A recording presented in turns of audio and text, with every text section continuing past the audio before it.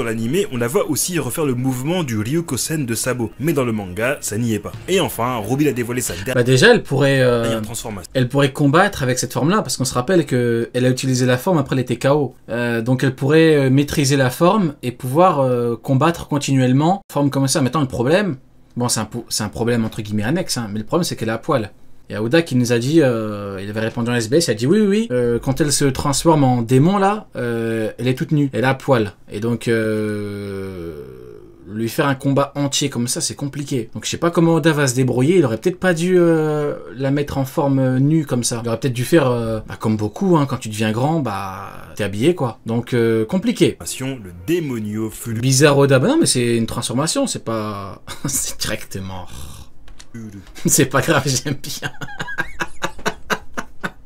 Ah le cochon. Rin c'est vraiment un porc. Une forme terrifiante qui lui a il veut hein.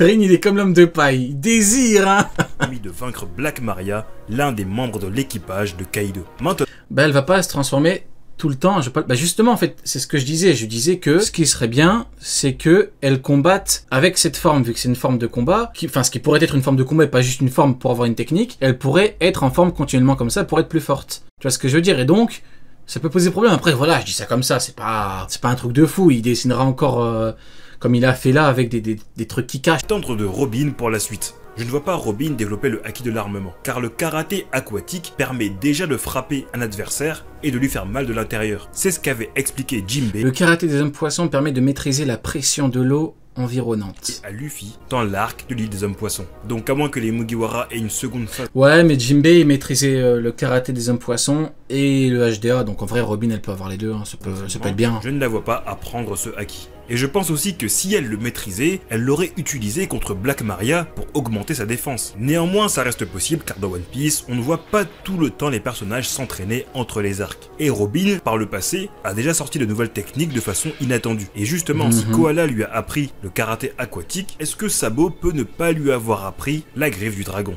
Donc c'est possible que Robin s'entraîne à maîtriser le mouvement que Sabo lui a appris. Imaginez la même technique que Sabo, mais cette fois avec une main géante chargée de haki. Mais avec du HDA du coup, de l'armement. Alors je comprends pas, il a dit pas de HDA, puis du HDA, je comprends pas. Donc finalement avec du HDA, ouais, donc on est d'accord, que la technique de HDA ça peut être bien. Du coup pas juste du karaté des hommes poissons comme pour Jinbei, ouais, c'est ça, je valide. Je sais que beaucoup ce serait bien. Disent que le démonio fleur est du haki de l'armement, mais c'est pas confirmé. Concernant le haki de l'observation basique, je pensais qu'elle l'avait, mais ça non plus c'est pas confirmé.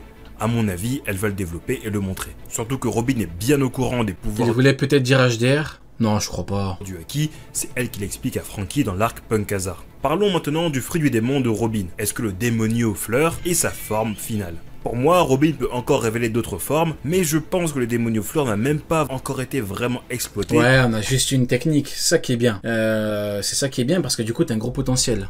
Pour ça, déjà penser à son évolution. C'est une technique qu'on a vue actuellement sur une page et demie. Donc je pense que Robin va encore améliorer son karaté aquatique et peut-être même réussir à développer des techniques aquatiques plutôt basiques comme le font Oda. Tu penses quoi d'un éveil où Robin peut faire non seulement faire pousser des membres humains, mais également de tout être vivant? Sur elle, elle pourrait se transformer en chimère. Genre se changer en ce qu'elle veut via un éveil. Se changer en ce qu'elle veut. Ce serait quoi l'intérêt de se changer en... Genre pour avoir les caractéristiques de chaque animal qu'elle a, entre guillemets, ou... Odi ou Arlong. Mais vu qu'elle a mangé un fruit du démon, ce serait avec de l'eau douce. Et on sait que des fois, Robin en garde sur elle en cachette. Comme... En termes d'éveil, j'ai vu Doflamingo changer des immeubles en fil, hein, donc... en termes d'éveil, on peut vraiment avoir beaucoup de trucs. Hein. Face à Crocodile. En tout cas, dans un futur proche, je verrais bien... Ah, il est là, le Grinch. Il est là, le méchant. Robin affrontait Vasco Shot de l'équipage de Barbe Noire. Et Vasco Shot semble bien maîtriser le feu et l'alcool. Donc je pense que le karaté aquatique sera vraiment utile à Robin dans ce genre de combat. C'est trop un Grinch, Vasco Shot. Vasco Shot, comment il a chié sur Garp, c'est terrible.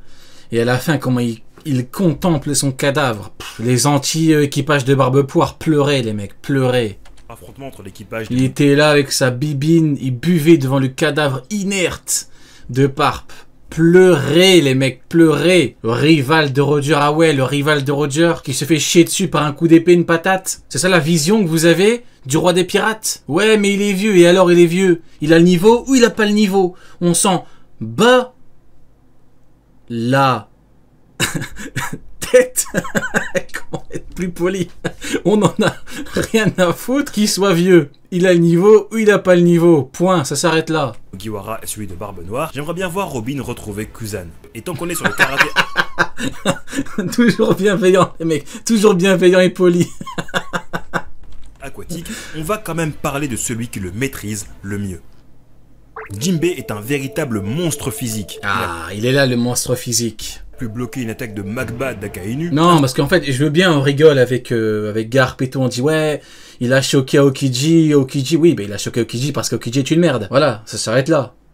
C'est pas une question de niveau supérieur ou quoi, c'est juste que Kuzen c'est une grosse merde. Mais si on prend le truc dans sa globalité, si on fait le bilan, un coup d'épée, une patate, inerte.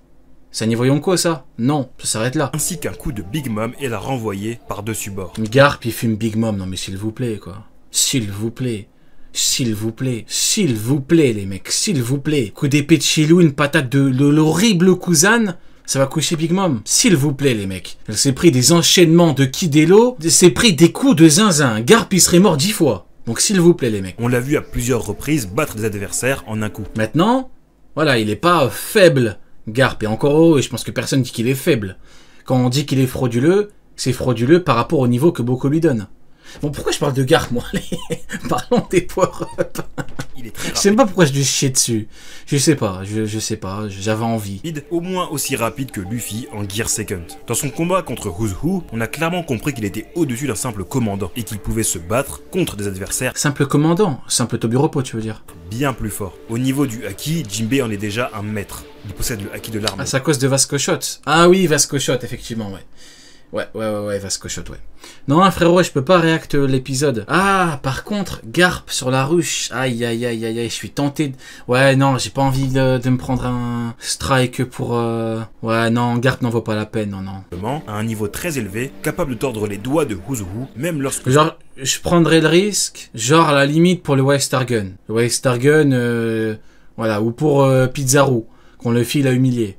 Mais je prends pas le risque pour l'horrible Parp. Non, merci. Ceux-ci sont durcis par... C'est même si je prends un strike pour Pizarro, eh ben je serais content. Je m'en suis pris un, mais c'est pas grave. Au moins, j'ai pu vivre l'histoire. Ouais, faut effacer la rediff. Ouais, mais le problème, c'est que moi, quand je mets pas la rediff, je me fais insulter. Je me fais insulter quand il n'y a pas de rediff. À la limite, peut-être faire un live et relancer à la limite. Après tout, il a les qualités d'un leader. La sagesse, la force et l'autorité. Cependant, le haki des rois est un pouvoir inné. Et si Oda avait voulu que Jinbei le possède, il aurait probablement déjà révélé. Ouais, le problème, c'est que Jinbei, ouais, il est un peu vieux pour nous dévoiler un haki des rois après. Moi, je me dis, pourquoi pas hein. Jinbei, c'est le truc qui me fait dire, c'est pas le scandale du siècle, hein, vous voyez. Pourquoi pas? Mais, l'éveiller 50 ans après, bon...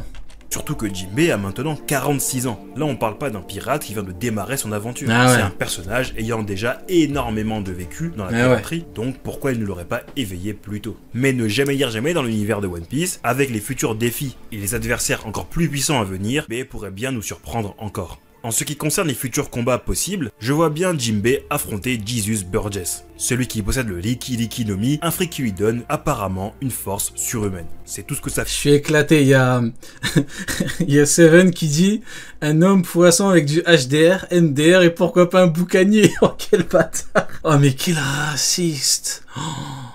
Mais frérot, ça va pas? C'est quoi ce racisme-là? Mais t'es un malade mental, frérot. Mais comment ça, frérot? Un homme poisson avec du HDR, MDR, pourquoi pas un boucanier? Mais ça va pas, frérot? Mais t'es un malade. C'est un ouf. Qu'est-ce que c'est? Mais Seven.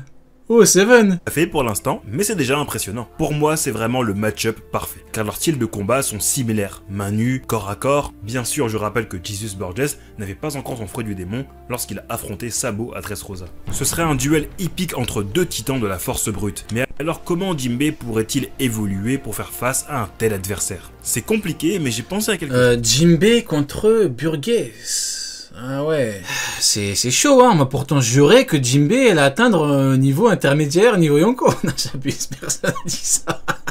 J'exagère. Non mais mine de rien, Jinbei, en vrai la fanbase de Jinbei elle est plutôt calme hein. Genre la fanbase de Jinbei, ils font des Charlie, genre ils mettent YC2, YC3, mais après ils veulent pas trop en parler. Si on dirait ils assument pas, vous voyez ce que je veux dire? Jinbei c'est genre le personnage, tu le mets haut, c'est pas pourquoi, tu le mets haut, t'assumes pas trop.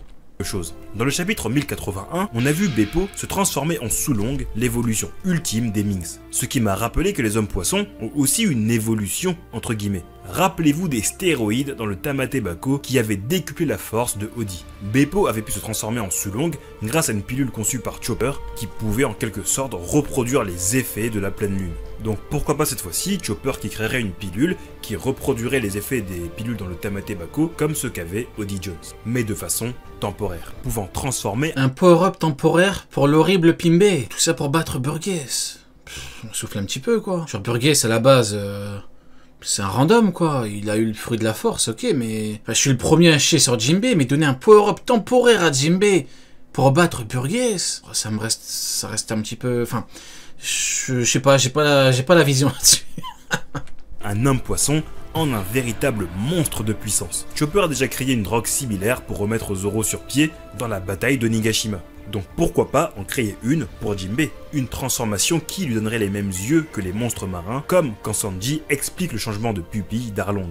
Avec une telle transformation temporaire, Jinbe pourrait atteindre un niveau de puissance encore plus élevé, lui permettant de rivaliser avec les plus grands combattants du monde de One Piece. Et d'ailleurs, se transformer en monstre, c'est le pouvoir du personnage dont on va parler.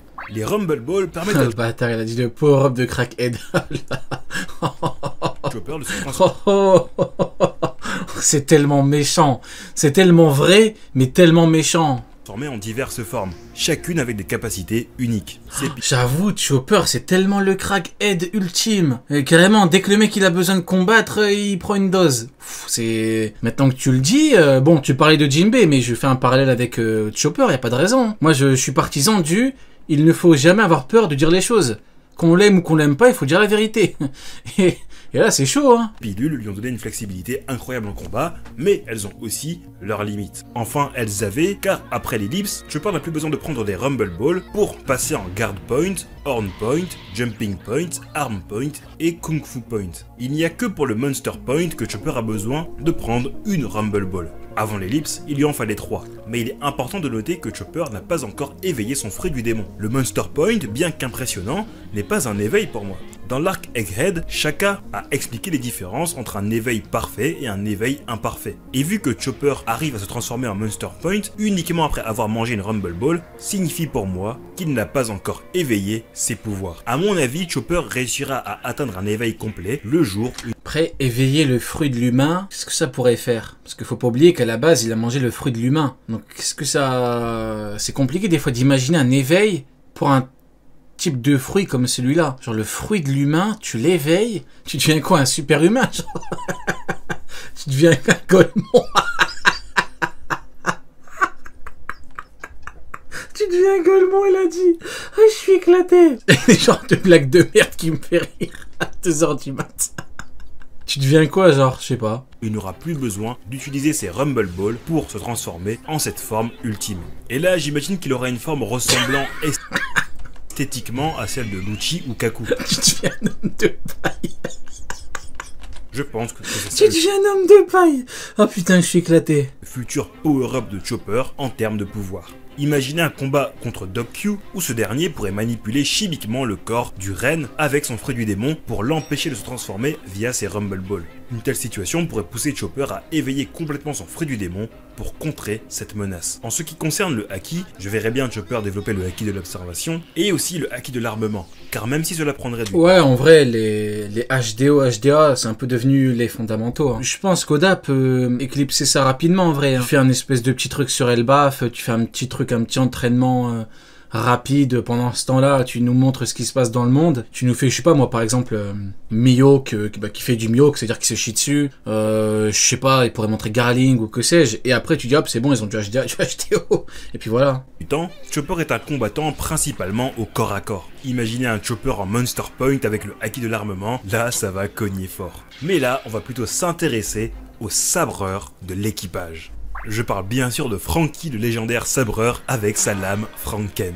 Il pourrait avoir... Oh Neil, comment vas-tu? Comment ça va Neil? Beaucoup de power-up très bientôt, car actuellement dans l'arc Egghead, les différents Vegapunk... Ah t'es venu un petit peu trop tard, on parlait de Jinbe il y a quoi? 5 minutes. Lui montre un tas de technologies qui peuvent l'améliorer son corps de cyborg. Parmi celles-ci, il y a le pistolet à bulles qui, en reproduisant l'énergie de la mer, permet d'affaiblir tous ceux ayant la capacité d'un fruit du démon. Imaginez Franky utiliser cette arme contre des adversaires puissants, annulant temporairement leurs capacités et les rendant vulnérables. Ensuite, il y a les gants qui permettent de toucher la lumière et les hologrammes. Avec ces gants, Franky pourrait manipuler des objets intangibles et créer des illusions tactiles, ajoutant à ce personnage une nouvelle face. Franky, de toute façon, c'est le personnage qui peut avoir le plus de pouvoirs différents. Tous les Mugiwara, on compte pas Luffy avec son truc qui peut créer des objets et tout, on parle pas du capitaine. Mais au niveau des autres, vu que c'est un cyborg et que de fait il peut utiliser la technologie qu'il veut, c'est vraiment le mec qui peut avoir tout type de pouvoir, il peut utiliser tout type de matériaux, il peut faire ce qu'il veut. Donc de ce point de vue-là, c'est vrai que c'est très très intéressant. De se battre. La limite de Franky est vraiment son imagination,